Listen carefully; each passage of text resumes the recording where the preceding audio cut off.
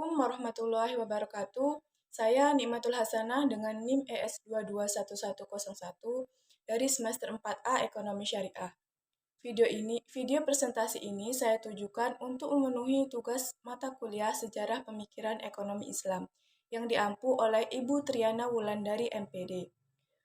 Pada video presentasi kali ini, saya akan membahas materi yang berjudul Pemikiran Ekonomi Al-Syatibi. Baiklah, langsung ke pembahasan. Biografi Al-Syatibi.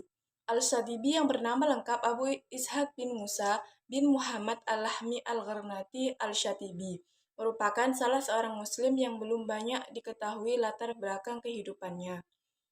Yang jelas, ia berasal dari suku Arab Lahmi. Nama Al-Syatibi dinisbatkan ke daerah asal keluarganya, yaitu Syatibah, yang terletak di kawasan Spanyol bagian timur. Al-Syatibi dibesarkan dan memperoleh seluruh pendidikannya di ibu kota kerajaan Nasr, Granada, yang merupakan benteng terakhir umat Islam di Spanyol.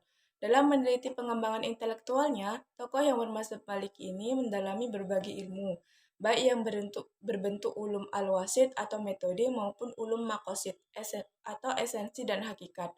Namun, Al-Syatibi lebih berminat untuk mempelajari bahasa Arab dan khususnya usul fikih.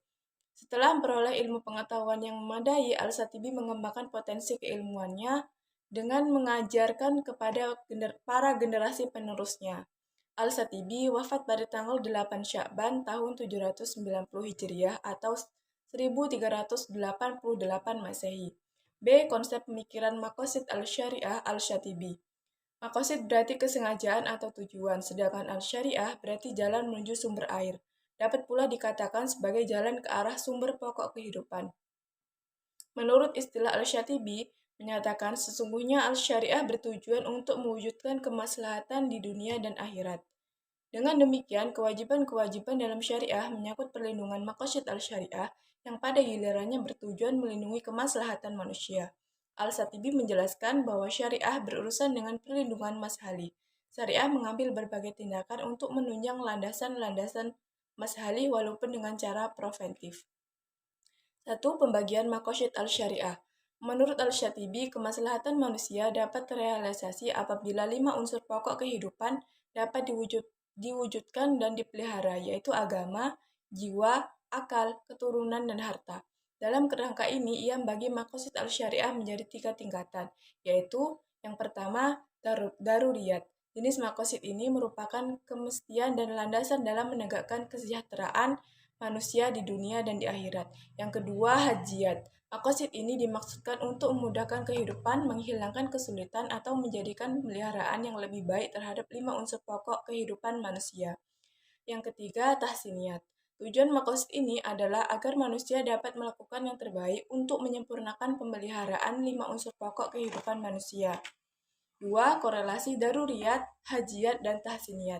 Al-Syatibi menyimpulkan korelasi antara daruriyat, hajiyat, dan tahsiniyat sebagai berikut.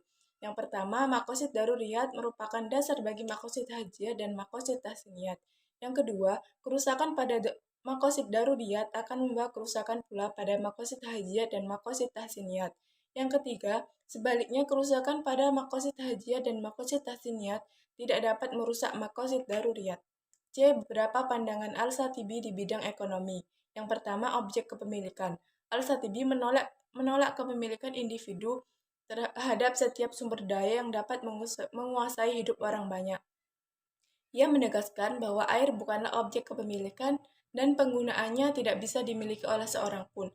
Tidak ada hak bagi seorang pun untuk memiliki hak pemilikan sungai, karena sudah terbukti bahwa sungai merupakan sarana milik umum yang digunakan untuk memudahkan arus perairan. Yang kedua, pajak. Dalam pandangan Al-Syatibi, pemungutan pajak harus dilihat dari sudut pandang maslahah atau kepentingan umum. Dalam kondisi tidak mampu melaksanakan tanggung jawab ini, masyarakat bisa mengalihkan kepada Baitul Mal serta menyumbangkan sebagian kekayaan mereka sendiri untuk tujuan tersebut. D. Wawasan modern teori Al-Syatibi. Syariah menginginkan setiap individu memperhatikan kesejahteraan mereka. Al-Syatibi menggunakan istilah maslahah untuk menggambarkan tujuan syariah ini. Dengan kata lain, manusia senantiasa dituntut untuk mencari kemaslahatan.